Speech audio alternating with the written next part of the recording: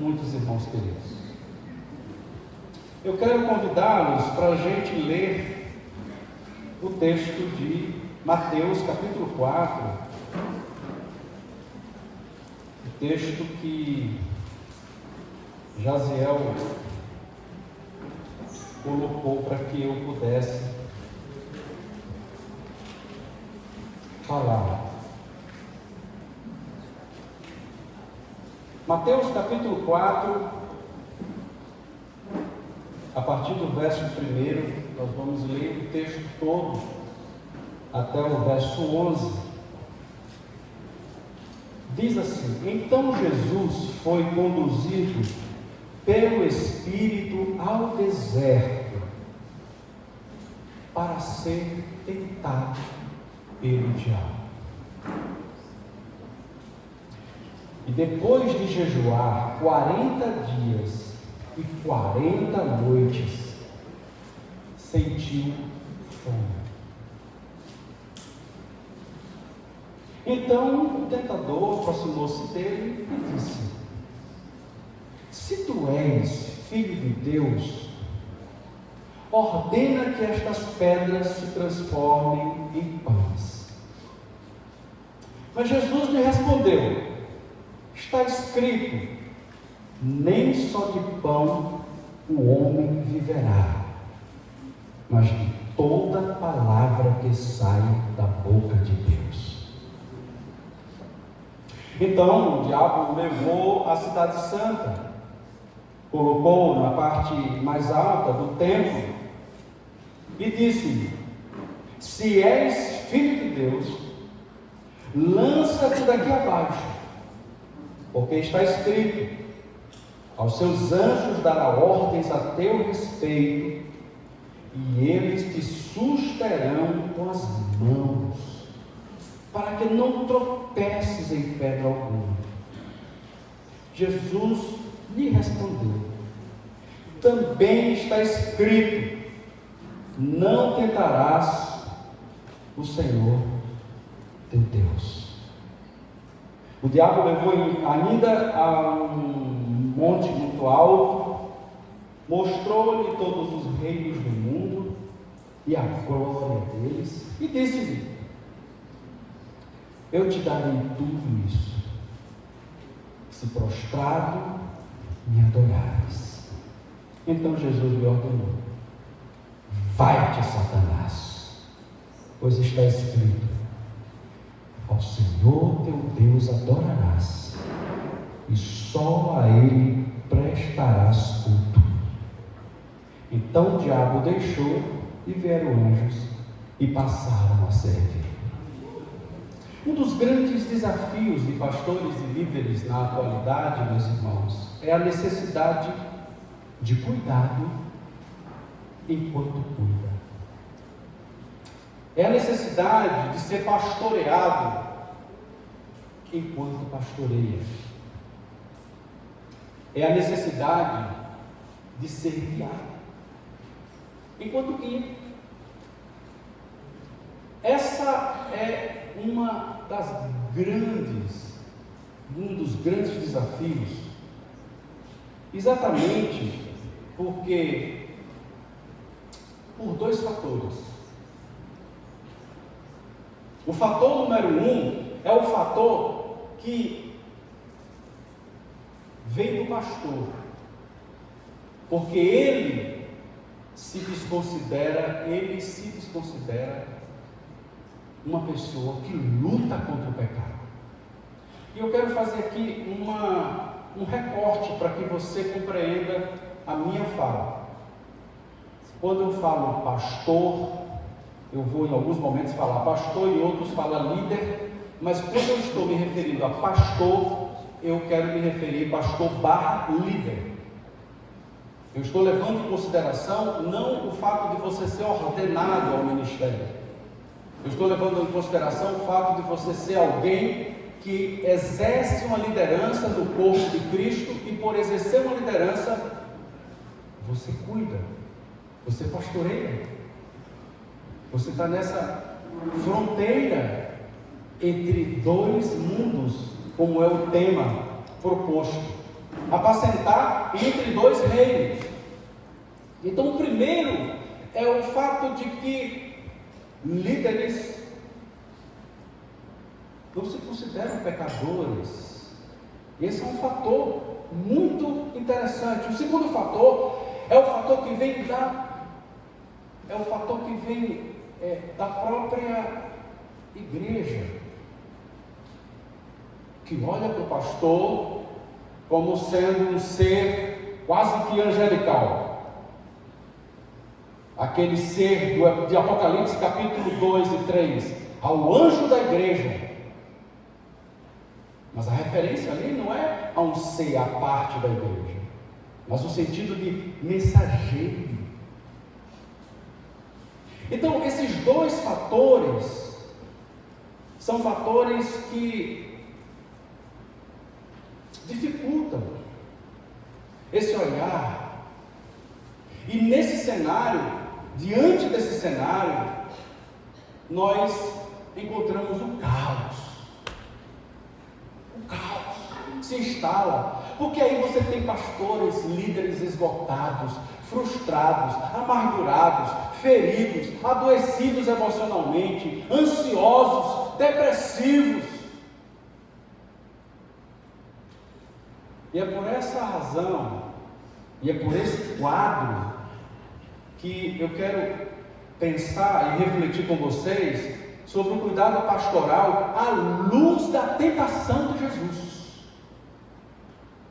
Como que a tentação de Jesus lança luz nesse caos, nesse cenário, de quando nós precisamos, como foi ministrado na primeira palestra, nos cuidar, porque nós precisamos exatamente discernir, exatamente, nós precisamos discernir como que apacentamos, como que cuidamos do rebanho em meio à dor,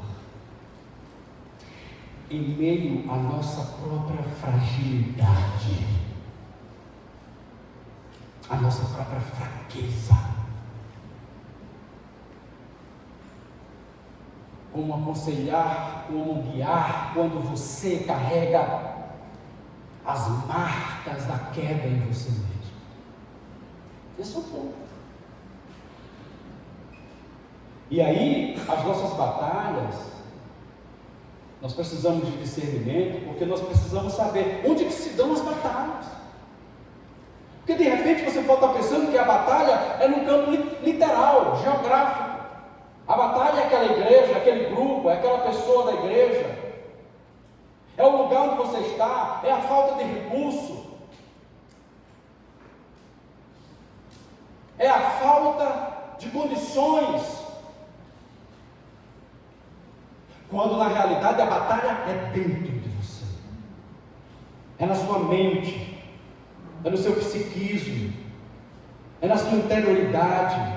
É em você como pessoa, que não consegue se ver, se enxergar, se perceber, entender quem você é no reino. Esse encontro aqui é um encontro para alinhar o coração. Esse encontro aqui é um tempo para tirar as arestas. Esse encontro aqui, que você saiu da sua casa, veio para cá, atravessou tantas dificuldades, né? Tantas batalhas você enfrentou para chegar aqui, está cansado, eu sei, mas você veio aqui porque o Senhor quer uma conversa com você mais de perto.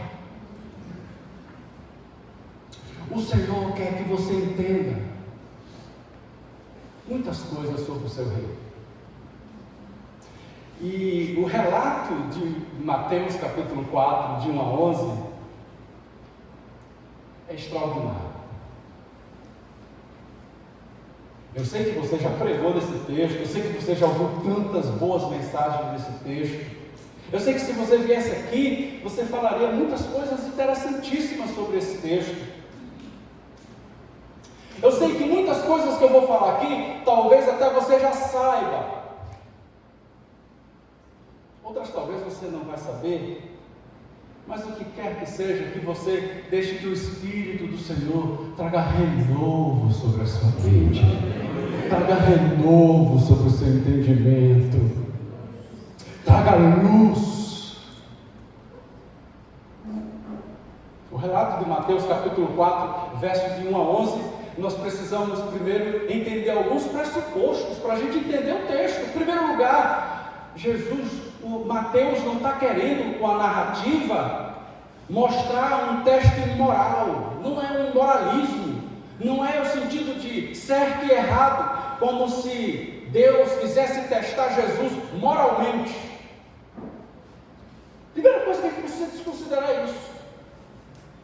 O Senhor não está querendo testar Jesus moralmente. Seria muito superficial olhar para o texto dessa forma. Segunda coisa que seria muito superficial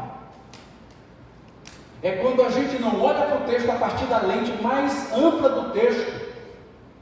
O texto precisa ser compreendido passando pelo batismo de Jesus, tentação e o ministério público dele. Portanto, a cena, ela está dentro de um quadro bem maior. A tentação de Jesus deve ser entendida a partir do momento em que ele passa pelo batismo, vai para o deserto e em seguida ele inicia o seu ministério.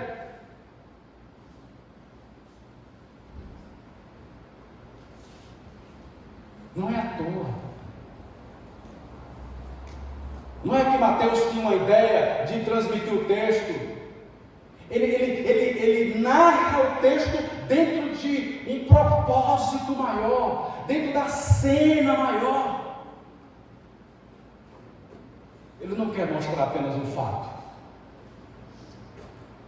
Ele quer mostrar quem é essa pessoa. Terceira coisa, nós precisamos olhar para esse texto do ponto de vista teológico do texto, do ponto de vista do reino do Senhor, que vem sendo revelado desde o Antigo Testamento como uma luz, e ele vai ganhando forma progressivamente até chegar em Cristo Jesus. E quando ele chega em Cristo, é como se dentro do quadro da revelação, entre Antigo e Novo Testamento, não houvesse mais essa história de que são dois testamentos separados, mas apenas uma unidade, onde tudo que vem sendo falado no Antigo se cumpre na pessoa de Jesus. Aleluia! Ele é uma revolução. Ele é uma revolução, Jesus. Porque Jesus não pode ser visto apenas como Salvador. Nós não podemos ler Jesus apenas do ponto de vista de uma morte vicária na cruz, e agora eu abracei a fé em Jesus, estou salvo, vou morar na glória com Ele. Jesus é muito mais. É isso sim, é salvação vicária sim, é expiação sim, mas Ele é muito mais. Ele é o cumprimento de algo que Deus vem fazendo. Deus vem realizando. Mateus escreveu o seu evangelho para a comunidade de judeus convertidos. Ele apresentou o ungido do Senhor, o Messias. É isso. Essa narrativa, ela está estruturada com cenas que trazem à memória. Escute, trazem à memória o filho coletivo de Deus no Antigo Testamento chamado Israel, que fracassou no deserto. Mateus está revelando o reino, o filho fracassado no Antigo Testamento, mas agora a manifestação de Cristo, o nascimento de Jesus. Se você ler os capítulos 1, 2, e 3, você vai ver em alguns momentos o Mateus, por exemplo, vai citar a escritura do Antigo Testamento quando ele diz assim, do Egito chamei meu filho, fazendo uma conexão entre o filho coletivo Israel com o filho de Deus revelado ali, o Messias. Mas também, ainda no capítulo 2, se você voltar às páginas do texto, você vai ver que ele apresenta Cristo, Jesus, como o pastor.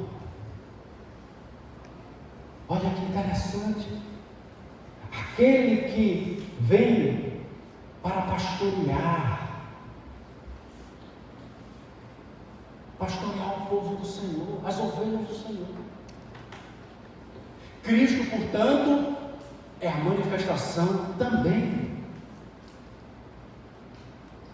Olha o verso 6 do capítulo 2 de Mateus: e tu, Belém, terra de Judá, não és de modo algum a menor entre as principais de Judá, porque de ti sairá o guia que há de apacentar a meu povo Israel.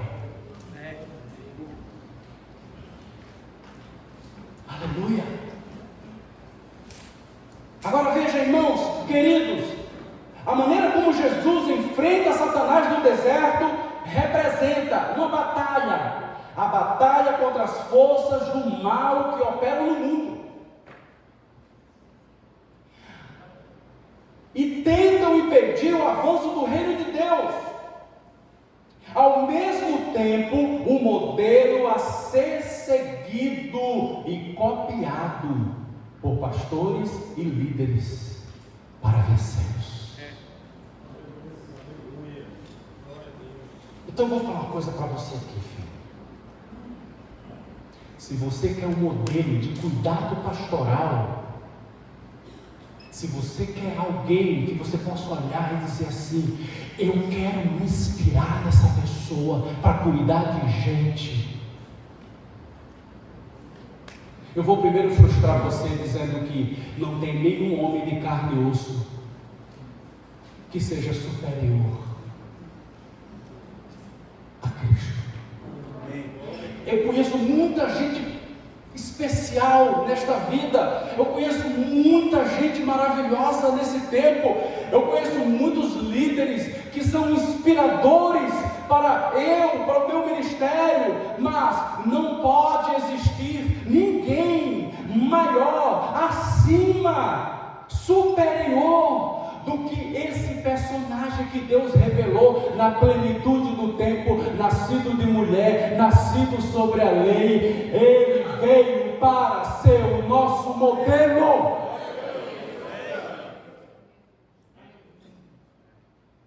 É Ele que eu tenho que copiar, é Ele que eu tenho que amar, é Ele que eu tenho que me inspirar, é nele que eu tenho que me apegar. O Filho declarado por Deus no batismo, quando ele está descendo as águas do batismo, João Batista está o batizando, o céu se abre, os evangelhos sinóticos vão narrar a mesma história, o Espírito do Senhor em forma de uma pomba vem sobre ele, uma voz rasga o céu dizendo, este é o meu Filho amado, em quem a minha alma se compraz, em quem eu tenho prazer.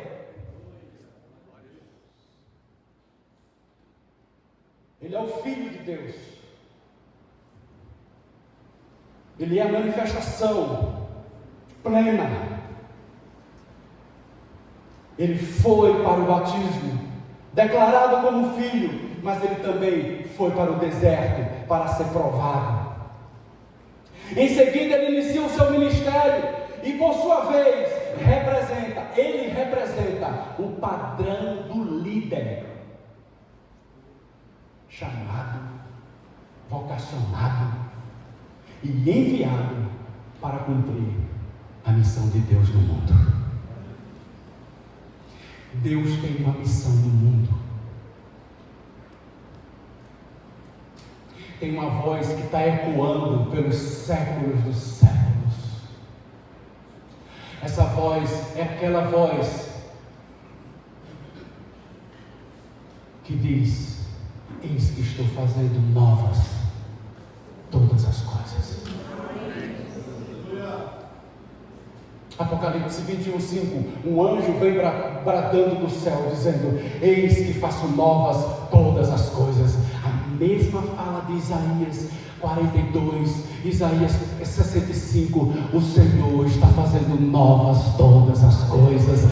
Ele está fazendo novas todas as coisas. Então, quando eu estou cuidando de pessoas, quando eu estou discipulando pessoas na igreja, quando eu estou liderando um grupo pequeno na igreja, quando eu estou ensinando na igreja, quando eu estou pregando na igreja, quando eu estou pastoreando no corpo de Cristo, eu estou fazendo porque Deus está fazendo novas todas as coisas, em vidas, em pessoas, em famílias, em casas. Deus está fazendo novas todas as coisas. E o que Deus está fazendo é libertando os cativos, curando os enfermos, dando vida nova para as pessoas, restaurando o cansado, dando força ao cansado, levantando o caído. E Deus usa você. Ele não usa um anjo, Ele não usa querubim, Ele não usa serafim, Ele não manda o mensageiro do céu, Ele usa gente.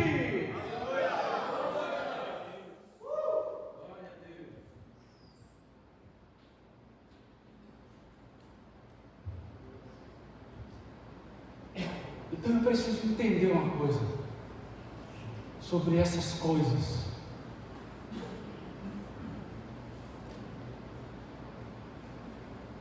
Embora eu seja pastor, porque eu fui para o seminário, estudei teologia, ou porque eu sou um presbítero que passei muito tempo no presbiterado e Deus me alocou para o serviço dele.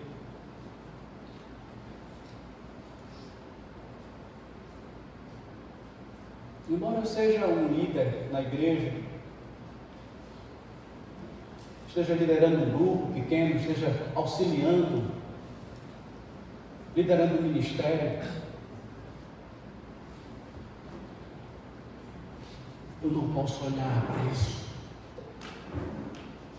e entender que isso é tudo. Isso não é tudo.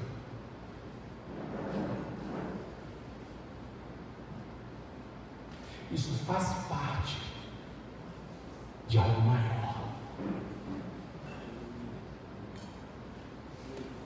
Glória a Deus. Você entende isso? Isso faz parte de algo maior. Deus está redimindo o mundo. Deus está redimindo a sua criação.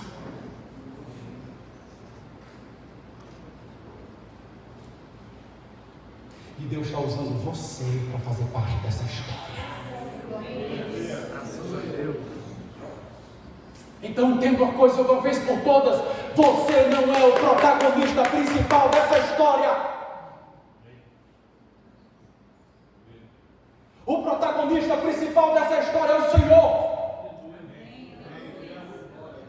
Ele é o Senhor, Ele é o Rei, Ele é aquele que João viu assentado no alto e sublime trono. Ele está assentado no trono. Isaías o vê no capítulo 6, a orla do seu manto enchendo toda a casa, querubins e serafins voando e declarando: Santo, Santo, Santo, Santo, Santo é o Senhor. Ele é santo porque do caos Ele traz vida. Ele é santo porque Ele junta pecadores para fazer a sua obra. Ele é santo porque Ele muda cenários. Aleluia.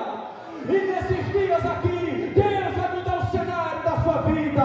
Deus vai mudar o cenário do seu ministério. Deus quer te levantar. Graças a Deus. Alabaxore, canta, alabaçuri, anda, alabai. Meu Deus. Glória a Deus. Glória a Deus. Então esse texto, ele se estrutura estrutura a partir desse ambiente. Eu vou pregar essa mensagem em 2 tempos. Hoje, eu vou ficar no estágio primeiro da tentação de Jesus. E amanhã eu vou entrar no estágio 2 e no estágio 3. No estágio primeiro, está nos versículos 3 e 4. Mas antes, é interessante porque o texto inicia dizendo que Jesus foi conduzido para o deserto. O Espírito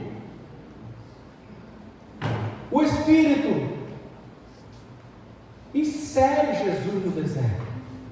Olha o versículo 1 como diz, ele foi levado, foi conduzido pelo Espírito do Senhor ao deserto. E veja como é proposital, ele foi levado para o deserto para ser tentado. O verso 2 diz que depois de jejuar 40 dias e 40 noites, ele sentiu fome. Olha como o preâmbulo da tentação é a estrutura do Israel do Antigo Testamento coletivo. O Filho de Deus coletivo, levado pelo Espírito, levado pelo Senhor ao deserto. 40 anos. Veja, a estrutura é a mesma, o quadro é o mesmo. E aí diz o texto que o inimigo, o diabo, então se apresenta, o tentador, e diz: se tu és o Filho de Deus, ordena que estas pedras se transformem em pães. Mas Jesus lhe respondeu: está escrito, nem só de pão o homem viverá, mas de toda palavra que sai da boca de Deus. Olha como é interessante, porque na cena, Jesus está sendo tentado. A tentação de Jesus é dele exercer sua vocação no mundo como um falso Messias. Por que a tentação é dele exercer sua vocação como um falso Messias? Porque os leitores do Evangelho, que são os cristãos, judeus cristãos, a comunidade judaica que tinha uma fé em Jesus, essa comunidade, ela está lendo o documento, ela está lendo o Evangelho. Então veja, ela está recebendo essa revelação, e essa ideia, é esse o sentido de que esse Jesus, esse Messias, esse ungido, não é uma fake.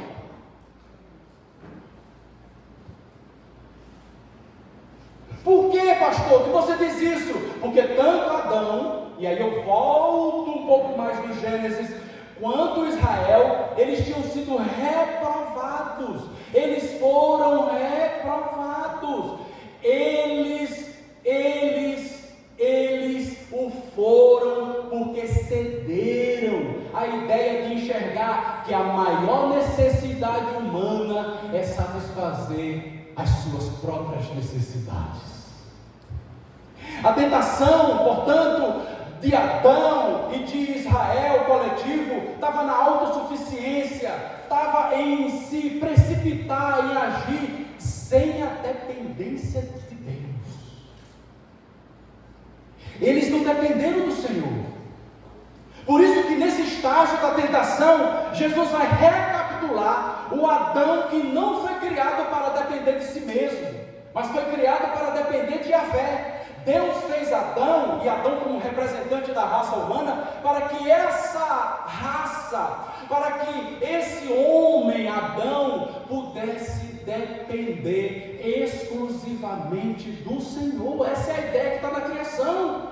O Filho de Deus, coletivo Israel, também buscou atalhos, se distraiu, foi autossuficiente. Então veja, tanto Adão quanto o filho coletivo foram derrotados, foram fracassados.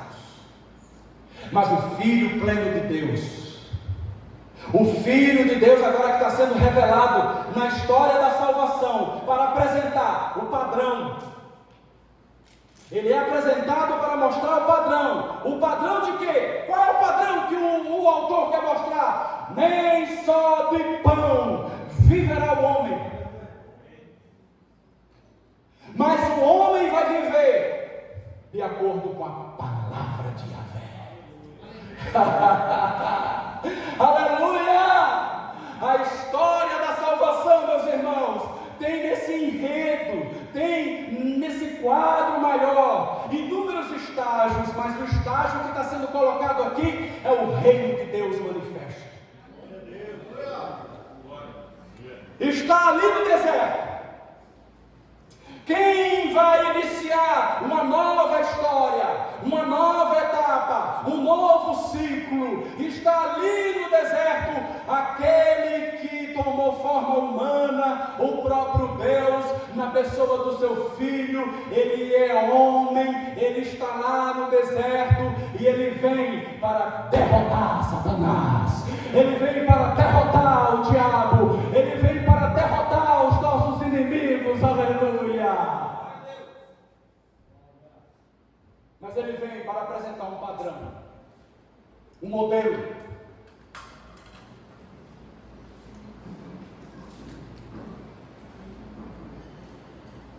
A tentação no ministério, irmãos, passa pela ideia de que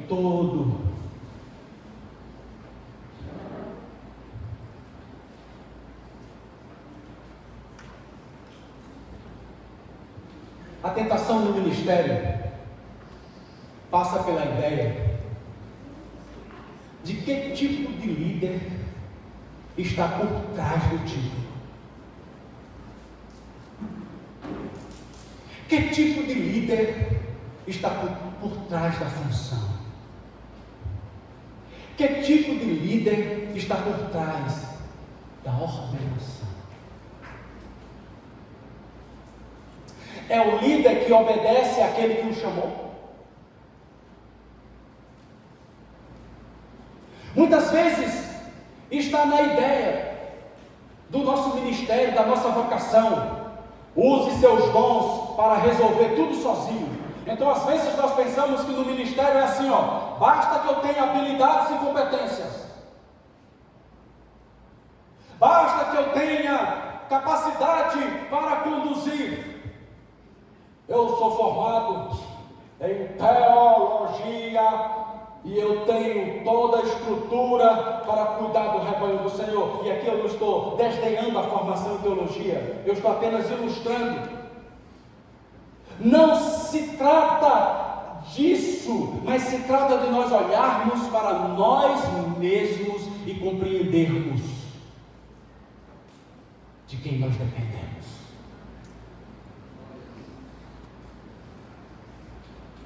Onde está a minha força?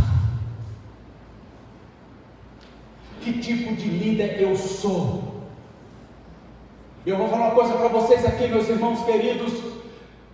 Nosso primeiro chamado é para sermos filhos do Pai, filhos do Abba, chamados para obedecer ao Abba, chamados para ser guiados pela palavra do Abba, chamados para depender exclusivamente do Abba. Deixa eu falar uma coisa para você aqui, querido. A minha identidade, a sua identidade não é definida pelas nossas realizações, não é definida pelo título que nós carregamos.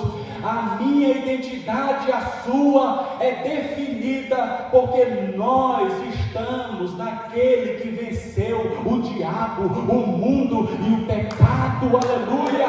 Eu sou líder porque eu estou nele. Aleluia! É nele que eu caminho, é nele que eu ando, é nele que eu faço aquilo que Deus me chamou para fazer, é na força dele. Glória a Deus.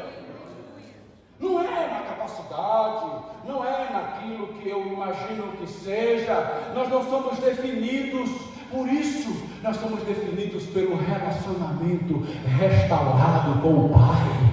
Relacionamento restaurado com o Pai. Sabe por quê? Porque o que Cristo veio fazer foi reconfigurar a nossa identidade, reconfigurar o nosso ser interior. Porque esse ser interior, essa identidade, ela sofreu uma ruptura lá na criação.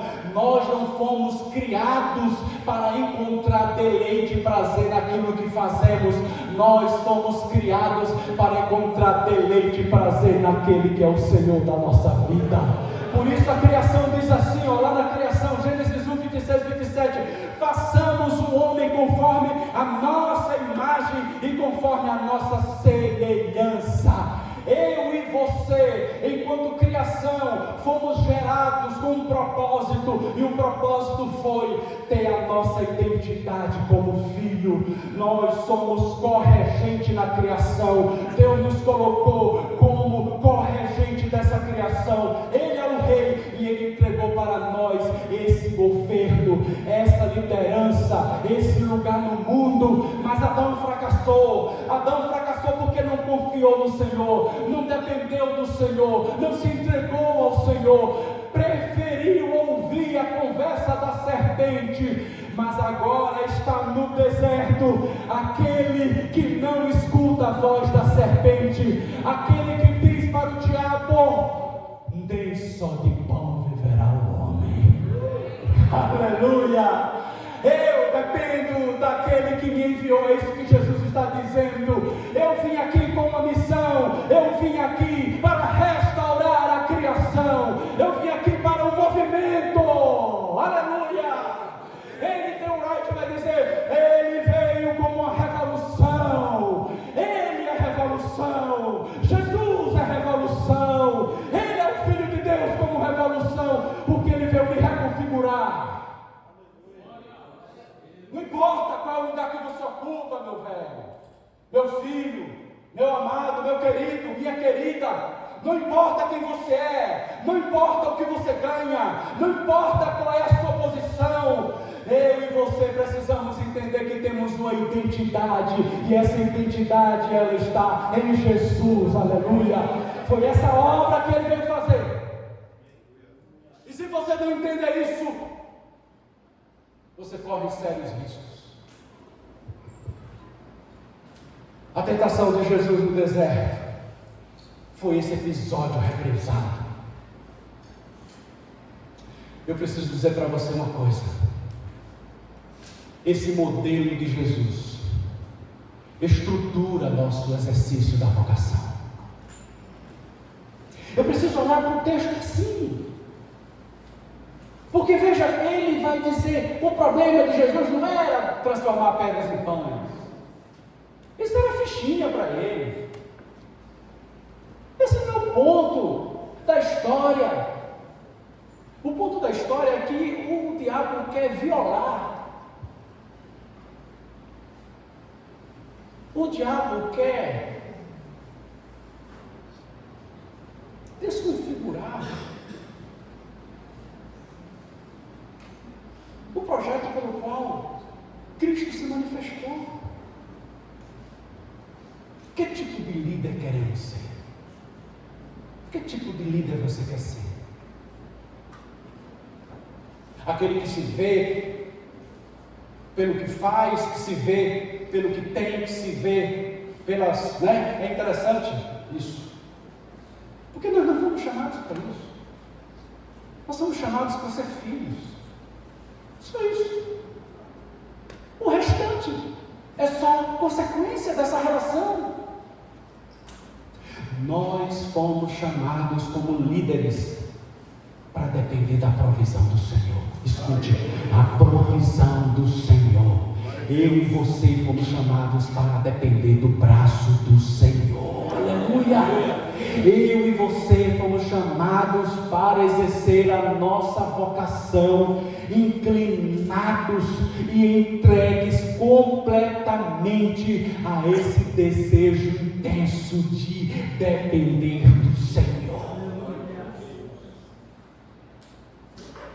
Essa tentação é real em nossos dias. Muitas vezes chegamos a acreditar mesmo que o ministério se reduz à nossa capacidade, às nossas habilidades. Esse é um tempo, meu irmão, chamado revitalização, de nós revitalizarmos o nosso coração, aleluia. Ele quer alinhar teu coração nessa noite aqui. O sustento que necessitamos vem da palavra do Senhor, aleluia. Sabe por que vem da palavra do Senhor? Porque é a palavra do Senhor que faz, é a palavra do Senhor que cria, é a palavra do Senhor que recria, é a palavra do Senhor que vai à frente, gerando dependência, gerando provisão, e eu vou, em nome do Senhor. Você é líder? O que você faz na igreja, não importa o que você faça, mas o que quer que você faça, faça-o na força do Senhor. Faça-o na dependência do Senhor. Embora você não veja o que você gostaria de ver agora, mas faça, continue fazendo, faça, continue fazendo, faça, continue fazendo. Eu, a primeira vez que assumi o ministério, assumi uma igreja em Teresina, no Piauí, em 1993, para encontrar uma nota de R$100, era com a lupa, procurando no chão ver se a gente encontrava. Um lugar difícil, um lugar pobre, um lugar de gente sem nenhuma condição social, um lugar desprovido do que você possa imaginar. Mas eu estava ali, porque eu tinha escutado a voz do Senhor dizendo para mim: vai para este lugar, vai para este deserto, vai